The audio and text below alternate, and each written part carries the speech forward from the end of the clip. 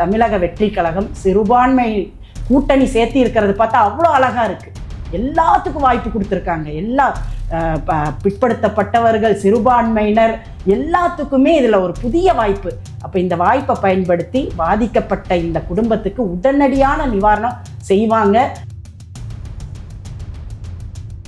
சிறுபான்மை நலனுக்கு இந்த விஜய் முன் நிற்பேன் அப்படின்னு சொன்ன உன்னதான் எங்களுடைய மனமெல்லாம் அப்படி குளிர்ந்து போயிருச்சு. ஏன்னா சிறுபான்மை நலன்ல முதல் நலன் வந்து இந்த 22 குடும்பங்களுடைய மறுவாழ்வு. சிறைவாசிங்கும் போது அவருக்கு உள்ள ஒரு ஆயுள் தண்டனை அவரை சேர்ந்தது இல்லை. அந்த குடும்பத்தை, அவர் திருமணம் பண்ண மனைவி உடல்நல ரொம்ப மோசமாய் இளமையெல்லாம் கழிச்சு வயதான காலத்தில் இருக்கக்கூடிய தாய் தந்தை, அவங்களுக்கு பிறந்த குழந்தைகள், இத்தனை பேரும் ஆயுள் தண்டனையை நாங்கள் அனுபவிச்சுட்டு இருக்கோம். அதிமுக ஆட்சி பண்ணாங்க, அம்மா அம்மா அம்மான்னு நாங்கள் போய் கெஞ்சணும். அடுத்த ஆட்சி வரும், ஐயா ஐயான்னு தாண்டணும். இப்படி 5 வருஷமும் இந்த சிறைவாசி குடும்பங்கள் பெட்டிஷன் எழுதி அம்மா ஐயா அம்மா ஐயானே நாட்கள் ஓடிட்டே இருந்துச்சு. கோர்ட் உங்களுக்கு எங்க வானளாவிய அதிகாரம் திமுக அரசுகிட்ட இருக்குது, நீங்க போங்க, அவங்களுக்கு வந்து ஒன்று லைஃப் லாங் பரோல் கொடுங்க, இல்லைன்னா அவங்கள விடுதலை பண்ணுங்க அப்படின்னு கோர்ட் சொல்லிச்சு. அந்த கோர்ட் டைரக்ஷன் எடுத்துட்டு போய் அவங்கள்ட்ட கேட்க வேண்டியது. அந்த கோர்ட்டுடைய வழிகாட்டுதல் ஆக்ட் 40 அவங்க எடுத்துக்கவே இல்லை. கோர்ட்டுடைய வழிகாட்டுதல் படி அவங்க விடவே இல்லை. இவங்க புதிய அரசாணையை ஏற்படுத்தி கவர்மெண்ட் வந்து ஒரு புதிய அரசாணை, அதுவும் நிரந்தரமான ஒரு தீர்வுக்கான அரசாணை இல்லை. இது 120 நாளைக்கு அப்புறம் மீண்டும் சிறைக்கு போக வேண்டிய சூழ்நிலையில தான் ஒரு பரலாங்கிற ஒரு ஆர்டரை போடுறாங்க. இவ்வளவு அவசரமா ஒரு அரசாணை பிப்ரவரி 14ஆம் தேதி போட வேண்டிய தேவை இருக்கு. அந்த எலெக்ஷன் நேரம் இவங்க வெளியே இருக்கணும். உள்ள இருந்தாங்கிற சிறுபான்மையினர் ஓட்ட வாங்க முடியாதுன்னு நினைச்சிருப்பாங்க. கடந்த அரசு வந்து எங்களுக்கு செஞ்ச மிகப்பெரிய துரோகம், நம்பிக்கை, இது வந்து அநீதி. இது வந்து நாங்க கேட்கறது சலுகையே இல்லை, இது வந்து மனித உரிமை. இது அந்த அரசு தோத்தனால நாங்க என்ன தோத்துட்டாங்க இப்படி நினைச்சோம். ஆனா இப்ப நாங்க நினைக்கிறோம், இந்த 22 குடும்பத்தை வாழ வைக்காதனாலதான் இறைவன் உங்களை தோக்க வச்சிருக்கானோங்கிற அந்த ஆதங்கம் எங்களுக்கு ஏற்பட்டுச்சு.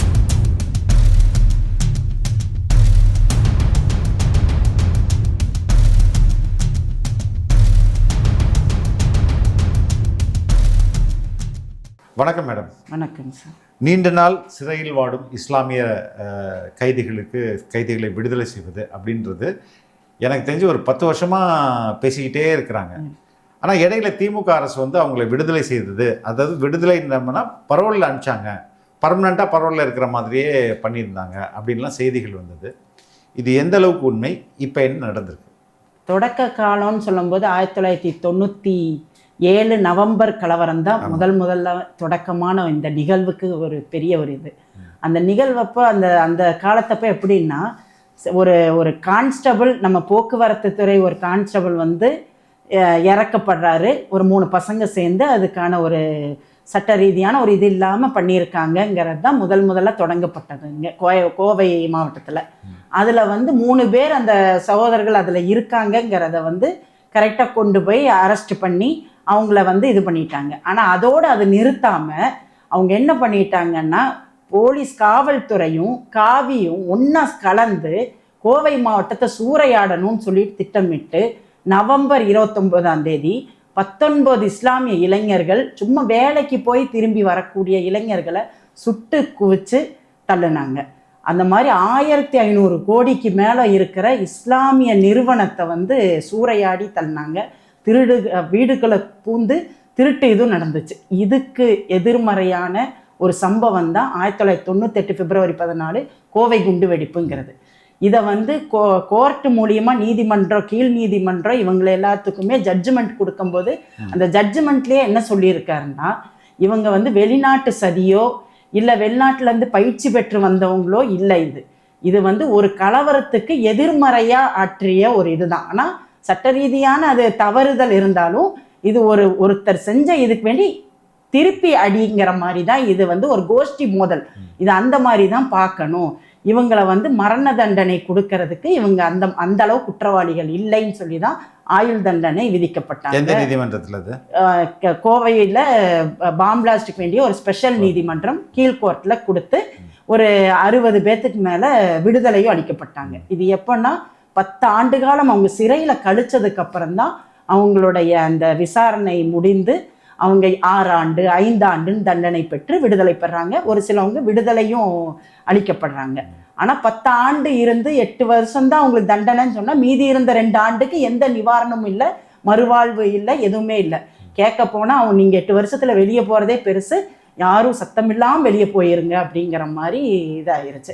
அப்படி வெளியே வந்தாங்க. பின்ன அதுக்கப்புறம் மேல்முறையீடாக உயர் நீதிமன்றம் போகிறோம். உயர் நீதிமன்றத்தில் ஒரு 16 பேர்த்துக்கு அந்த விடுதலை இது அவங்களுக்கு அளிக்கப்படுறாங்க. அவங்க எத்தனை ஆண்டுனா 14 ஆண்டுக்கு அப்புறம் அவங்க விடுதலை ஆக்கப்படுறாங்க. மீறி உள்ளவங்க தான் உச்ச நீதிமன்றத்தில் அப்பீலுக்கு போகிறோம். உச்ச நீதிமன்றத்தில் அப்பீலில் போய் இன்னைக்கு 16க்கு மேலே அபோவ் 17 வருஷம் ஆயிருச்சு. இந்தியாவிலேயே சிறையில் ஒரு கைதி இருந்து 17 ஆண்டுகள் நிலுவையில் இருக்கக்கூடிய வழக்குன்னு சொல்லிட்டு இந்தியாவிலேயே இதாங்க முதல் வழக்கு. அதனால இந்த தீர்வு நிலுவையில தான் இருக்குது. அது நிலுவையில தான் இருக்கு.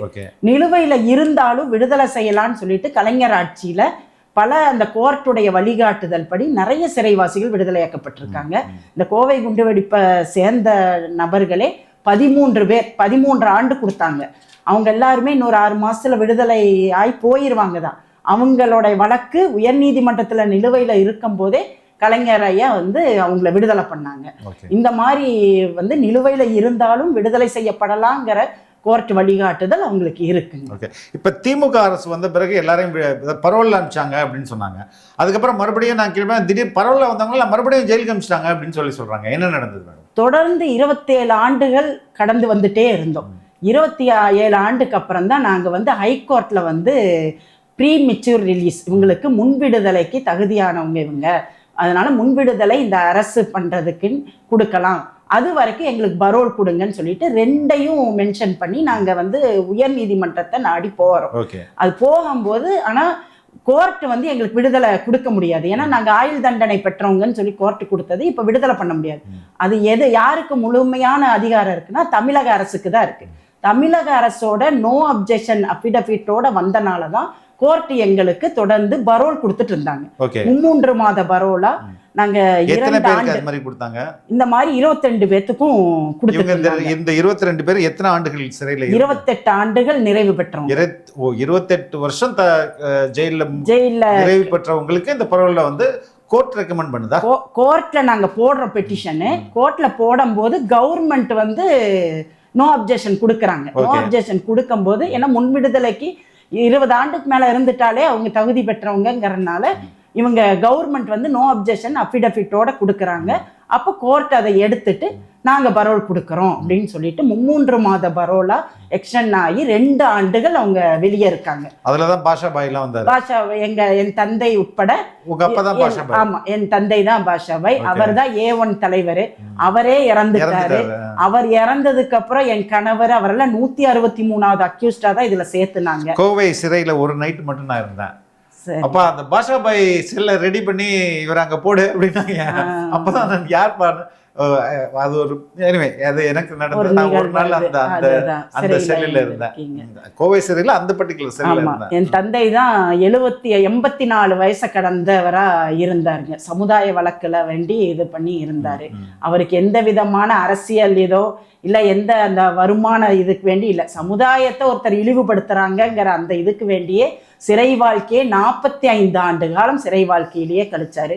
அவரும் இந்த 2 ஆண்டுகள் பரோல்ல வந்ததுல என் தந்தை உட்பட என் கணவர் எல்லாருமே 22 பேரும் வெளியே இருந்தாங்க.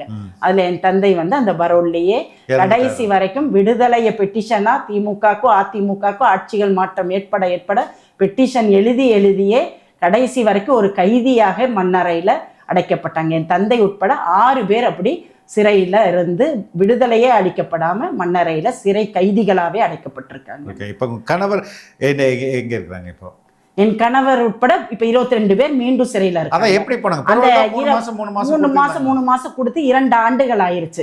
இந்த தீபாவளி டைம்ல நவம்பர் டைம்ல 2024 அவங்களுக்கு 2025 இந்த அவங்களுக்கு கோர்ட்டோட அந்த இவங்களோட பரோல் முடியுது. நாங்க மீண்டும் அப்ளை பண்றோம். அப்ளை பண்ணும்போது யாருக்கு அப்ளை பண்ணுங்க? தமிழக அரசுக்கு அப்ளை பண்ணுங்க? இல்ல, கோர்ட்ல நாங்க எப்பவுமே 3 மாசத்துக்கு அப்புறம் காலாவதி ஆகும்போது பெட்டிஷன் போடுவோம். அந்த மாதிரி பெட்டிஷன் போடும்போது எங்களுக்கு எப்பவும் கொடுத்துட்டு இருக்கிற அந்த நீதிமன்றத்துல நீதிபதி இடைமாற்றம் பண்ணி போகிறாரு. அந்த இடம் காலியா இருக்கு. அப்ப எங்க பெட்டிஷன் என்ன ஆகுதுன்னா, தலைமை நீதிபதி சதீஷ்குமார் ஜோதிராமன் அமர்வுக்கு எங்களுடைய பெட்டிஷன் நகர்த்தப்படுது. அப்பதான் அவர் எடுத்து அதை பார்க்கும்போது தான் தொடர்ந்து 2 வருஷமா இவங்களுக்கு கவர்மெண்ட்டுடைய நோ அப்ஜெக்ஷன் இருந்தனாலதான் கொடுத்துட்டே இருக்கும். அப்ப கவர்மெண்ட்டுக்கு இந்த கைதிகளை விடுதலை பண்ணணுங்கிறது கருணை இருக்கு. அதனாலதான் நம்ம கிட்ட அப்ஜெக்ஷன் போடுறாங்க. அப்ப இந்த கோர்ட் டைம் வேஸ்ட் பண்ணாம அரசே இவங்களை முழுமையான விடுதலை, இந்த தண்டனை தடுப்பு சட்டம் அந்த இது 1982 கீழ் ஆக்ட் 40 பயன்படுத்தி இவங்களை 3 மாதத்திற்குள் இவங்களுடைய முன் விடுதலையை பரிசீலனை பண்ணி சட்டத்துக்குட்பட்டு இவங்களை விடுதலை செய்யலாம். அதுக்கு முன்பு இவங்க இருக்கக்கூடிய பரோல நீட்டிச்சு எவ்வளவு வருஷம்னாலும் தமிழக அரசுக்கு அந்த உலகளாவிய அதிகாரம் இருக்கு அப்படிங்கிறத ரொம்ப சிறந்த வழிகாட்டுதலோட அந்த கோர்ட்டுடைய அந்த பெட்டிஷனை அவர் க்ளோஸ் பண்றாரு. ஜட்மெண்ட் கொடுத்துட்டு க்ளோஸ் பண்றாரு. தமிழக அரசுக்கே முழு அதிகாரம் இருக்கு அப்படிங்கிறத, அதையும் அவங்கள 20 ஆண்டுகளுக்கு மேல சிறையில இருக்கிறாங்கிறத மென்ஷன் பண்ணி அவங்கள முன் விடுதலைக்கு தகுதி பெற்றவங்க அப்படிங்கிறத அவர் சொல்லியே அந்த பெட்டிஷனை க்ளோஸ் பண்றாரு. அப்ப அந்த ஜட்மெண்ட் படி தமிழக அரசு செயல்படுத்தலாமே. அந்த எடுத்துட்டு தான் அடுத்து நாங்க வந்து கோர்ட்டோடைய டைமுக்கு நாங்க போகாம அரசை நோக்கி நாங்க குடும்ப சிறைவாசி குடும்பங்கள் பிளஸ் இயக்க தலைவர்கள், அரசியல் கட்சி தலைவர்கள் இவங்களுடைய சப்போர்ட் மூலியமா நாங்க தமிழக அரசு டிஎம்கே ஆட்சி இருக்கும்போது அவங்கள ரொம்ப அணுகி 25 சொல்றீங்க 2025ல ரொம்ப நெருங்கி போன வருஷம் ரொம்ப நெருங்கி எங்களுடைய வழிகளும், ஏன்னா சிறைவாசிங்கும் போது அவருக்கு உள்ள ஒரு ஆயுள் தண்டனை அவரை சேர்ந்தது இல்லை. அந்த குடும்பத்தை, அவர் திருமணம் பண்ண மனைவி உடல்நல ரொம்ப மோசமாய் இளமையெல்லாம் கழிச்சு வயதான காலத்துல இருக்கக்கூடிய தாய் தந்தை, அவங்களுக்கு பிறந்த குழந்தைகள், இத்தனை பேரும் ஆயுள் தண்டனையை நாங்கள் அனுபவிச்சுட்டு இருக்கோம். அதனால நாங்கள் வந்து சிறைவாசி பிளஸ் அந்த குடும்பங்களுடைய நிலையில கருத்துல கொண்டு அவங்க 2 ஆண்டு வந்து இவங்களோட எப்படி ஒரு மைண்ட் தாட் இருந்துட்டு இருந்துச்சுன்னா, இவங்க வெளியே வந்தா இவங்க உயிருக்கும் ஆபத்து, இவங்கனால மற்ற உயிருக்கும் ஆபத்துங்கிற இருக்கிற அந்த நிலையை வந்து இவங்க இந்த 2 வருஷம் அதை தகுடுபொடி ஆக்கி நன்னடத்தையை நிரூபிச்சுட்டாங்க. அதை வந்து நாங்க வந்து வாரத்துல 2 நாள் பக்கத்துல உள்ள நீதி காவல் அலுவலகத்துல கையெழுத்து போடுவாங்க. நன்னடத்தை ஆபீசரை போய் அடிக்கடி சந்திப்பாங்க. ஒவ்வொரு தடவையும் பரோல் எக்ஸ்டெண்ட் ஆகும்போது நன்னடத்தை அலுவலரோட பெட்டிஷனும் போகணும், அருகில் உள்ள காவல் நிலையத்தோட பெட்டிஷனும் போகணும். இது அடுத்தடுத்து அவங்க கொடுத்த நன்னடத்தையா இருக்காங்க, எந்த விதமான சட்ட ஒழுங்கு பிரச்சனையில இவங்க ஈடுபடலை, இவங்களோட இளமை கழிச்சு வந்தனால குடும்பத்தை மட்டுமே அவங்க கவனிச்சுட்டு இருக்காங்கங்கிற அந்த வாட்சிங் இருந்தனால தான் இவங்களுடைய 2 வருஷம் பரோல் எக்ஸ்டெண்ட் ஆச்சு. அதனால அதை வந்து 2 வருஷம் இவங்க தகுடுபொடி ஆக்கிட்டாங்க. இதைத்தான் நாங்க கவர்மெண்ட்டை சொன்னோம், அவங்களுக்கு ஒரு வாய்ப்பை நீங்க ஏற்படுத்தினீங்க கோர்ட் மூலியமா, இப்போ அவங்க நன்னடத்தையா இருக்காங்கிறத ப்ரூவ் பண்ணிட்டாங்க. அதனால 28 வருஷம் சிறையில இருக்கிறவங்கன்னு சொல்லிட்டு இன்னைக்கு வரைக்கும் யாருமே இல்லை. ஏன்னா 28 வருஷத்துல 5 தலைமுறைகள் வந்துட்டே இருக்கு. 5 ஆண்டு அதிமுக ஆட்சி பண்ணாங்க, அம்மா அம்மா அம்மான்னு நாங்க போய் கெஞ்சணும், அடுத்த ஆட்சி வரும் ஐயா ஐயான்னு தாண்டணும். இப்படி 5 வருஷமும் இந்த சிறைவாசி குடும்பங்கள் பெட்டிஷன் எழுதி அம்மா ஐயா அம்மா ஐயானே நாட்கள் ஓடிட்டே இருந்துச்சு. இந்த கடந்த திமுக அரசு எங்களுக்கு ரொம்ப நம்பிக்கையான ஒரு அரசா எங்களை செயல்படுத்தினாங்க, ஆனா நடைமுறைப்படுத்தல. அதான் கோர்ட் உங்களுக்கு எங்க வானளாவிய அதிகாரம் திமுக அரசுகிட்ட இருக்குது, நீங்க போங்க, அவங்களுக்கு வந்து ஒண்ணு லைஃப் லாங் பரோல் கொடுங்க, இல்லைன்னா அவங்கள விடுதலை பண்ணுங்க அப்படின்னு கோர்ட் சொல்லிடுச்சு. அந்த கோர்ட் டைரக்ஷன் எடுத்துட்டு போய் அவங்கள்ட்ட கேட்க வேண்டியது. அந்த கோர்ட் டைரக்ஷன் எடுத்துட்டு தான் போய் கேட்டோம். இந்த மாதிரி அழகான இதை கொடுத்துருக்காரு, நான் உடனே பரோல கொடுங்க, 3 மாதத்திற்குள்ளங்கிற ஒரு கால வரையறையும் வச்சுட்டாரு. அப்ப அந்த 3 மாதம் நாங்க அலைஞ்சதுக்கு அப்புறம் இந்த தமிழக அரசு என்ன பண்ணிட்டாங்கன்னா புதிய அரசாணையை பிறப்பிச்சாங்க எங்களுக்காக. அவசரமா தேர்தல் காலம் நெருங்க போகுது, தேர்தல் தேதி வரப்போகுது, அவசரமா வரலாம் அப்படிங்கிற ஒரு அரசாணை பிப்ரவரி 2026 பிப்ரவரி மாதம் அவசரமா இந்த 3 மாத கோர்ட்டுடைய கால அவகாசம் அவர் விடுதலைக்கு வேண்டி பரிசீலனை பண்ண சொன்னதை இவங்க எடுத்து ஒரு பரலாங்கிற ஒரு புதிய அரசாணையை ஏற்படுத்தினாங்க. ஏற்படுத்தி 60 நாளுங்கிறது வந்து டிஐஜி ஐடிஜிபி மூலியமா கொடுத்தரணும். அடுத்த 60 நாள் தமிழக அரசுடைய சப்போர்ட்ல உள்துறை மூலியமா கொடுக்கணும் அப்படின்னு சொல்லிட்டு முதல் 60 நாள் கொடுத்து பிப்ரவரி 26ஆம் தேதி இவங்க வெளியே வந்தாங்க. கோர்ட் சொன்னது 3 மாசம். ஆமா, 3 மாசம் அவங்கள இப்போதைக்கு பெறல விடுங்க, 3 மாசத்துக்குள்ள அவங்களுக்கு நிரந்தர விடுதலைக்கு ஏற்பாடு பண்ணுங்க. இதானே அவங்க கோர்ட் சொன்னது. அதை மாத்தி வேற ஒரு ஜிஓ போடுறாங்களா கவர்மெண்ட்? கோர்ட்டுடைய வழிகாட்டுதல் ஆக்ட் 40 அவங்க எடுத்துக்கவே இல்லை. கோர்ட்டுடைய வழிகாட்டுதல் படி அவங்க விடவே இல்லை.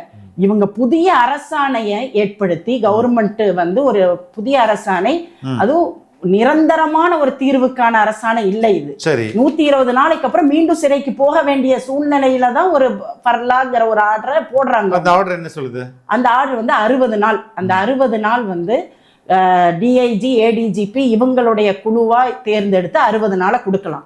அந்த 60 நாளைக்கு அப்புறம் மீண்டும் இந்த கைதி வந்து பெட்டிஷன் போடணும். பெட்டிஷன் போடும்போது தமிழக அரசுடைய சப்போர்ட்டோட உள்துறை மூலியமா மீண்டும் 60 நாளை எக்ஸ்டெண்ட் கொடுக்கலாம். நாங்க பிப்ரவரி 26ஆம் தேதி இந்த அரசாணைப்படி வெளியே வர்றாங்க. எலெக்ஷன் ஏப்ரல் 26ஆம் தேதி இவங்களுக்கு 60 நாள் முடிவடையுது. ஏப்ரல் 23ஆம் தேதி தேர்தல். அப்போ இந்த கோட் ஆஃப் ஆக்ட் வந்துருது, அதிகாரிகள் மாற்றப்பட்டுறாங்க. அப்போ எங்களோட பெட்டிஷன் 20 நாளைக்கு முன்னாடியே மீண்டும் 60 நாளைக்கு வேண்டி கேட்டு நாங்கள் அப்ளை பண்ணிட்டோம். அது வந்து உள்துறை டேபிள்ல இருக்கு. அப்போ அதை கையெழுத்து போடுங்க அப்படின்னு சொல்லிட்டு நாங்கள் அணுகும்போது, இல்லை நாங்கள் வந்து இது இப்போ தற்காலிகமான அதிகாரிகளாக மாற்றப்பட்டிருக்கோம், எங்களால் போட முடியாது. எலெக்ஷன் ரிசல்ட் மே 4ஆம் தேதிக்கு அப்புறம் அரசு அமைஞ்சிருவாங்க. அந்த அரசுகிட்ட நீங்கள் வந்து அந்த அதிகாரிகள் மாற்றப்பட்டு நிரந்தர அதிகாரிகள் வந்துருவாங்க, அவங்கள்ட்ட கையெழுத்து போட்டு வாங்குங்கன்னு சொல்லும்போது, அப்போ இந்த கோர்ட்டு தமிழக அரசு அப்படின்னு சொன்னது எந்த அரசு வந்தாலும் அது எங்களுக்கு ரைட்டு. இந்த இவ்வளோ அவசரமா ஒரு அரசாணை பிப்ரவரி 14ஆம் தேதி போட வேண்டிய தேவை என்ன இருக்கு? அந்த எலெக்ஷன் நேரம் இவங்க வெளியே இருக்கணும். உள்ள இருந்தாங்கிற சிறுபான்மையினர் ஓட்டை வாங்க முடியாதுன்னு நினைச்சிருப்பாங்க. ஓகே. ஏன்னா சிறுபான்மை எல்லாருமே அவங்க பக்கம் முழுமையான ஒரு இதுல இருந்தாங்கிறது அவங்களுக்கு நம்பிக்கை இருக்கு. 22 குடும்பமாச்சே. அதான் எலெக்ஷனுக்கு வெளில விட்டு அதுக்கப்புறம் உள்ளதுக்கு வை உள்ள அந்த மாதிரி தான் ஆச்சு. நாங்க அப்படி நினைக்கல. மீண்டும் 60 நாள் கொடுத்து நிரந்தர தீர்வையும் கொடுக்கணுங்கிறத பெட்டிஷன் அவங்களுக்கு கொடுத்துருக்கோம். எங்களுக்கு நம்பிக்கையான வாக்குறுதியும், அடுத்த தடவை ஜெயிச்சு வந்த உடனே 5 ஆண்டு பண்ணாததை அடுத்த 5 ஆண்டுல வந்தா பண்ணுவோங்கிறத எங்கள்கிட்ட வாக்குறுதியா கொடுத்துட்டு உடனடியா இந்த பர்லா ஆர்டர் பண்ணி அனுப்புறாங்க. இதுவும் எங்களுக்கு அவ்வளோ கண்டிஷனோட தாசில்தார் ஆஃபீஸ்ல 10,000 ரூபாட அந்த டெபாசிட் இதை கட்டி நாங்கள் ஒரு நாளெல்லாம் தாசில்தார் ஆஃபீஸில் உட்காந்து எங்கள் குடும்பத்தை சேர்ந்தவங்க 3 பேர் சாட்சி கையெழுத்து போட்டு இவ்வளோ இதாக கூப்பிட்டு வந்திருக்கோம். எப்படி 2 வருஷம் சுதந்திரமாக கோர்ட்டு மூலியமாக வெளியே இருந்து நன்னடத்தை காமிச்சதுக்கப்புறமும் இந்த அரசு வந்து எங்களுக்கு இவ்வளோ கண்டிஷன் போட்டு தான் இந்த 60 நாள் பரோலை கொடுத்தாங்க. இது வந்து கடந்த அரசு வந்து எங்களுக்கு செஞ்ச மிகப்பெரிய துரோகம், நம்பிக்கை. இது வந்து அநீதி. இது வந்து நாங்க கேட்கறது சலுகையே இல்லை, இது வந்து மனித உரிமை. இது சட்ட ரீதியான உரிமை. அந்தந்த அரசு அமையும் போது அவங்களுக்கு தேவையான, இப்ப திமுக ஆட்சி அமைஞ்சிச்சுன்னா லீலாவதி கொலை வழக்குல இருந்த கொடூரமான குற்றவாளிகளை 7 ஆண்டுகளை கழிச்சவங்களெல்லாம் விடுதலை பண்றாங்க. அந்த 7 ஆண்டு கழிக்கும் போதே நாங்களாம் 15 ஆண்டு கழிச்ச நபர்களா எங்க ஃபேமிலி மெம்பர்ஸ் இருக்காங்க. அங்க நாங்களாம் சீனியாரிட்டி படி பெரிய இதா இருந்தாலும் நாங்க கண்கூட பார்த்தோம் 7 ஆண்டுகள் போனவங்கள. அதே மாதிரி அதிமுக ஆட்சியில தருமபுரி பஸ் எரிப்பு, அதை வந்து மனிதர்களா கூட அவங்க சமூகத்துல வாழ தகுதியற்றவர்கள்னு சொல்லிட்டு தூக்கு தண்டனை கொடுத்தாங்க. அவங்கள மேல்முறையீடு பண்ணி தான் ஆயுள் தண்டனையா மாற்றப்பட்டாங்க. அந்த வழக்கை எடப்பாடியார் வந்து அதை விடுதலை பண்ணாங்க. அந்த டைமும் நாங்க சிறையில 20 ஆண்டுகள் கழிச்சவங்களா நாங்க இருக்கோம். அப்படி அந்தந்த அரசு அவங்கவுங்களுக்கு தேவையானவங்களை பண்ணிட்டு இந்த இஸ்லாமிய சிறைவாசிகள்ங்கிற ஒண்ணுக்காகவே நாங்க அநீதி இழைக்கப்பட்டு எங்களுடைய உரிமைகள்லாம் மறுக்கப்பட்டு நாங்க ரொம்ப கொடும் சிறையில நாங்க வாடிட்டு இருக்கோம். அதனாலதான் இந்த அரசு அமைஞ்சப்போ சமூக நலன் காக்கக்கூடிய அரசு. ஆனா திமுக தன்னை வந்து இஸ்லாமியர்களுடைய பாதுகாவலர் இருந்து திருப்பரங்குன்றத்துல தீபம் ஏற்றிடுவாங்க பாருங்க, நாங்க தான் தடுத்து நிறுத்துறோன்றாங்க. ஆனா நீதிபதியோடைய அந்த தீர்ப்பை இம்ப்ளிமெண்ட் பண்ணாம எதுக்கு இவங்க இப்படி ஒரு நிலைப்பாடு எடுக்கிறாங்க? உண்மை அதுதான். அவங்க கொண்டு வந்த திட்டமெல்லாம் மகளிர் விடியல் பயணம், உரிமை தொகை, மகளிருக்காகவே கொண்டு வர அரசா சொன்னீங்க. ஆனா நாங்கள்லாம் இதுதான் கேட்டோம். கணவர் இருந்தும் விதவைகளான கோலத்துல நாங்க இருக்கோம். நாங்களும் மகளிர் தானே. இந்த அரசு இந்த மகளிருடைய குரல்களை ஏன் செவி சாய்க்க மாட்டேங்கிறீங்க? எங்களோட குழந்தைகளுடைய கல்விகள்லாம் பாதிச்சு உடல் ரீதியா இந்த 2 வருஷம் அவங்க வெளியே 27 ஆண்டு காலம் அவங்க சிறையில இருந்தப்போ கூட நாங்க தான் ஒரு சிங்கிள் பேரண்ட் மாதிரி எங்க குழந்தைகளை வளர்த்திட்டோம். ஆனால் அந்த 2 வருஷம் வந்ததுக்கப்புறம் எங்களோட குடும்ப சூழ்நிலையே ஃபுல்லாக மாறிடுச்சு. நாங்கள் பெண்கள்லாம் வீட்டுக்குள்ளே உட்காந்து அவர் வேலைக்கு போய் அவர் வந்து சாப்பிட்டு எங்கள் குழந்தைகளை ஸ்கூலில் கொண்டு போய் விடுறது பண்ணுறது. சின்ன குழந்தைகளை தவழ்ந்த குழந்தை கூட நான் கர்ப்பமாக இருக்கும்போது என் கணவர் சிறைக்கு போனவர். இன்னைக்கு என் குழந்தை 27 வயசை கடந்து அவளுக்கு திருமணம் முடிச்சு எனக்கு 3.5 வயசு பேரன் இருக்கான். எனக்கு 2வது குழந்தை 10வது படிக்குது. அந்த குழந்தை தவழ்ந்ததோ விளையாண்டதோ எல்லாம் எங்கள் கணவர்கள் பார்த்ததே இல்லை. இந்த 2 ஆண்டு காலம்தான் எங்களோட குடும்பத்தோட இரவுகளை கழித்து குழந்தைகளோடு இருந்து அந்த கல்வியெல்லாம் கொடுத்துட்டு மீண்டும் அந்த 2 ஆண்டுக்கு அப்புறம் சிறைக்கு போனதுங்கிறது வந்து எங்களுடைய குடும்ப அப்படியே நட்டாத்துல எங்களை விட்டுட்டு அப்படி ரொம்ப எங்களுடைய வேதனை. எங்களோட குழந்தைகள்லாம் படிப்பு நாங்கள் 27 வருஷமா கொடுத்துட்டு வந்த கல்வியே பாதிக்கிற நிலைமைக்கு ஆயிடுச்சு. அவங்களாம் 10th +2 போர்டு எக்ஸாம் ரொம்ப ப்ரெஷர் ஆகி தந்தை இல்லாத நாட்களை எங்களுக்கு கழிக்க முடியலைன்னு சொல்லிட்டு எங்கள் குழந்தைகள்லாம் ரொம்ப மன நோயாளிகளை கொண்ட மாதிரியே ஆயிட்டாங்க. நாங்கள்லாம் ஹாஸ்பிட்டலில் போய் ட்ரீட்மெண்ட் பார்க்குற அளவுக்கு அவங்க எல்லாருமே 58 வயசை கடந்துட்டாங்க. இல்லை மேடம், இதுக்கு பின்னணி உள்ள நோக்கம் என்ன? அதான் எனக்கு புரிய மாட்டேங்குது. கோர்ட் இப்போ நீங்கள் வந்து கோர்ட்டுக்கு தானே பயப்படணும். கோர்ட் வந்து கிளியர் கட்டாக சொல்லிடுச்சு 3 மாதம் அவங்களுக்கு பெரவலோடு, அதுக்கப்புறம் பர்மனெண்ட்டாக அவங்களை விடுதலை பண்ணுறதுக்கு ஏற்பாடுகளை பண்ணு அப்படின்னு கோர்ட் ஆர்டர் போட்ட பிறகு எதுக்கு ஒரு புதிய ஜீவோ? அதுதான் நாங்கள் எவ்வளோ கெஞ்சினோம் கோர்ட். அப்போ நீங்கள் வந்து எங்களை மனம் இருந்தால் மார்க்க முடியும், உங்களுக்கே எங்களை விடணுங்கிறது இல்லைங்கிறத இப்போ நீங்கள் ப்ரூவ் பண்ணிட்டீங்க. எங்களுக்கு ஓட்டு போட்ட உடனே 2வது நாள் சிறைக்கு போகிறதுங்கிறது எங்களை கொன்று சாய்ச்சதுக்கு சம்பந்தான. அந்த சிறைவாசிக வந்து இறைவனுடைய அருள் இல்லாட்டி அவங்கெல்லாம் இன்னைக்கு பிணமாக தான் நாங்கள் கூப்பிட்டு வரணும். அவ்வளோ டிப்ரெஸ் ஆகியிருக்காங்க. இந்த 15 குடும்பத்துடைய வாழ்க்கை, அந்த குடும்பத்துடைய அவல நிலை, ஒருத்தருக்கு ஆயுள் தண்டனை கொடுக்கறதுனால அவரோட போகாதுங்க. அந்த ஜென்ரேஷன் நாங்கள் 3வது தலைமுறையை கடந்து வந்துட்டு இருக்கோம். அவங்களோட 28 ஆண்டுகள்ங்கிறது 1/4 நூற்றாண்டை தாண்டி அவங்களோட இளமை வயதெல்லாம் போய் ரத்தத்தை உறிஞ்சி இப்போ செக்கையாக தான் கொடுக்குறாங்க. இப்போ அவங்க வெளியே வந்தாலும் எங்களுக்கு ஒரு இதே மாதிரி இது ஒரு முன்பு ஒரு தகவல் இருந்தது. இதே தமிழக அரசு இங்கே அதாவது திமுக அரசு சொல்கிறேன், திமுக அரசு உச்சநீதிமன்றத்தில் ஒரு அஃபிடவிட் தாக்கல் பண்ணுறாங்க. இவங்களெல்லாம் விடுதலை விட்டா அவங்க மற்ற அந்த பகுதியில் இருக்கிறவங்களுக்குலாம் ஆபத்து அப்படின்னு ஒரு அப்ஜெக்ஷனை இந்த உச்சநீதிமன்றத்தில் ஸ்டாலின் அரசு தானே சொல்லிச்சு. விடுதலை பண்ணணுங்கிறது எங்கள்கிட்ட வாக்குறுதியாகவும் கொடுத்துருவாங்க. ஆனா கோர்ட்ல அணுகும் போது இவங்க தான் எங்களுக்கு முன் விடுதலை எதையுமே கொடுக்கல. கோர்ட் மூலியமா போறோம். கோர்ட்லனாவது இவங்க என்ன செய்யணும்? அரசு நோ அப்ஜெக்ஷன் இது கொடுக்கணும். பரோலுக்கு கொடுத்தாங்க. ஆனா விடுதலைக்கான ஒரு முன் விடுதலைக்கான இதுக்கு கோர்ட்டுக்கு போகும்போது இவங்க அஃபிடவிட்டா பதிவு பண்றாங்க, இவங்க உயிருக்கு ஆபத்து, இவங்கனால வேற உயிருக்கு ஆபத்துங்கிறது. அதை வந்து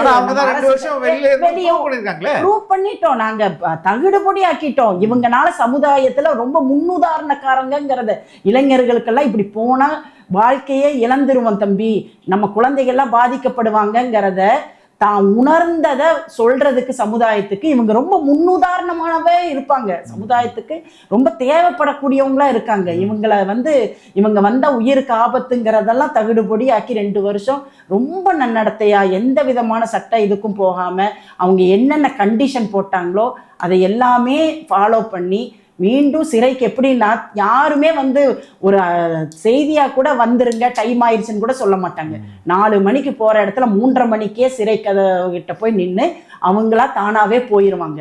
அடுத்தும் நமக்கு ஒரு வாய்ப்பு கிடைக்குங்கிற இந்த அளவுக்கு நன்னடத்தையா எல்லா கைதிகளும் இருந்தாங்களாங்கிறது தெரியாது. எல்லாத்துக்குமே இவங்க எக்ஸாம்பிள் நன்னடத்தையில இவங்க இருக்காங்கிறது. இப்போ சிறை போயிட்டு கிட்டத்தட்ட ஒரு மாசம் ஆக போகுது. 26ஆம் தேதி போனாங்க. ஆமா. இப்போ நீங்க இந்த புதுசா அமைஞ்சிருக்க அரசுகிட்ட உங்களுடைய கோரிக்கை என்ன? இப்போ புதுசா அரசு நாங்க 4ஆம் தேதி ஆட்சி மாற்றம் ஆன உடனே எங்களுக்கு ஒரு இடி விழுந்த மாதிரி. ஏன்னா நாங்க இந்த அரசையே நம்பி பெட்டிஷன் கொடுத்துட்டே இருந்தோம். இவங்க 6ஆம் தேதி 7ஆம் தேதி ஆட்சி அமைச்சிருவாங்க, 8ஆம் தேதி வெளியே வந்துருவாங்க. இந்த நம்பிக்கையோட தான் சிறையிலுக்கே நாங்க அனுப்புனோம். 8ஆம் தேதி காலையில் நீங்க வந்துருவீங்கன்னு.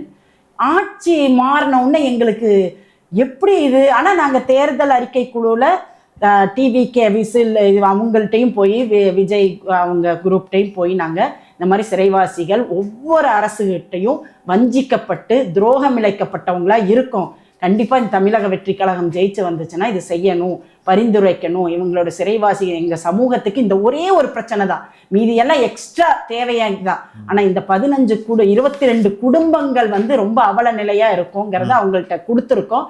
கண்டிப்பாக இந்த ஆட்சி அமைஞ்சவொன்னே செய்வோங்கிற வாக்குறுதியை எங்கள்கிட்ட கொடுத்தாங்க. அவங்க தேர்தல் அறிக்கை குழுவில் கொண்டு வர முடியாது, உங்களுக்கு வாக்குறுதியாக கொடுத்தாங்க. இல்ல அது புரியுது, என்ன எப்படி பண்ணணும், அதை எப்படி பண்ணா சாத்தியம்னு. இப்போ உடனே அந்த அரசு எதெல்லாம் எங்களுக்கு செய்ய ஏமாற்றினார்களோ அதை வந்து இவர் ஆட்சியை அமைக்கும் போது ஜோசப் விஜய் என்கிற நான் அப்படின்னு சொல்லும் போது நாங்கள் உட்கார்ந்து கேட்டுட்டு இருக்கும்போது அவர் சொல்றாரு, அடுத்தடுத்து சிறுபான்மை நலனுக்கு இந்த விஜய் முன் நிற்பேன் அப்படின்னு சொன்ன உடனேதான் எங்களுடைய மனமெல்லாம் அப்படி குளிர்ந்து போயிருச்சு. ஏன்னா சிறுபான்மை நலன்ல முதல் நலன் வந்து இந்த 22 குடும்பங்களுடைய மறுவாழ்வு, அவங்களோட வாழ்க்கையெல்லாம் முடிஞ்சிருச்சு, மறுவாழ்வு கொடுத்து வெளியே அனுப்பணுங்கிறது தான். அதனால இந்த ஃபர்லா ஆர்டரை நாளைக்கே உள்துறையில எங்களோட பெட்டிஷன் பெஞ்ச் மேலேயே இருக்கு, அதை உடனே கையெழுத்து போட்டு 2 நாள்ல பக்ரீத் பண்டிகை வருது, அந்த பண்டிகையில சிறையில இருக்கவே முடியாது. அதனால அவங்கள உடனடியாக இந்த ஃபர்லா ஆர்டரில் 60 நாள் மீண்டும் கொடுத்துட்டு நிரந்தர தீர்வு, இவங்களுக்கு வந்து முன் விடுதலைக்கு முழு தகுதி பெற்றவங்கன்னா இவங்க தான். ஏன்னா 28 ஆண்டுகால சிறைவாசம், நன்னடத்தையா 2 வருஷம் இருந்தாங்கங்கிறது, அவங்களுடைய வயது 58 வயசை கடந்துட்டாங்க, எல்லாருமே நோய்வாய்ப்பட்டு இருக்காங்க, எல்லாருமே இருதய நோயாளியா ஸ்டெண்ட் வச்சிருக்காங்க, மனநோயாளியா பாதிச்சிருக்காங்க. அதனால அவங்களையும் அந்த குழந்தைகள், அவங்க மனைவி, அவங்க தாய் தந்தையர், அந்த குழந்தைகளுடைய கல்விக்கு வேண்டி அதையும் கருத்தில் கொண்டு உடனடியாக இந்த ஃபர்லா ஆர்டர் கொடுத்துட்டு முன் விடுதலைக்கு தகுதி விடுதலை. ஃபர்லா ஆர்டரை இந்த ஜியோவை கேன்சல் பண்ணணுன்றீங்க? ஜியோ கேன்சல் பண்ணக்கூடாது, இன்னொரு 60 நாள் இந்த ஜியோ மூலியமா தானே அவங்க உடனடியாக கொடுக்க முடியும். புது அரசாணை பிறப்பிக்கணும்னா தாமதமாகும். இந்த அரசாணை இந்த அரசாணையை செயல்படுத்தினாலே போதுன்றீங்க? செயல்படுத்தினா மீண்டும் 60 நாள் அவங்க நாளைக்கே வெளியே வந்துடலாம், கையெழுத்து போட்டு சூப்பரண்ட்டுக்கு அனுப்பிச்சா அவங்க செவ்வாய்க்கிழமை பரோல்ல வந்துடலாம். 60 நாளைக்குள்ள அடுத்த முயற்சியா நிரந்தர தீர்வு, உடனடியான முன்விடுதலையை இவங்களுக்கு சாத்தியப்படுத்தணும். மற்ற 28 ஆண்டு காலம் கடந்து வந்த ஒவ்வொரு அரசும் எங்களை ஏமாற்றியத இந்த அரசு வந்து எல்லா விதத்திலையும் புதியது.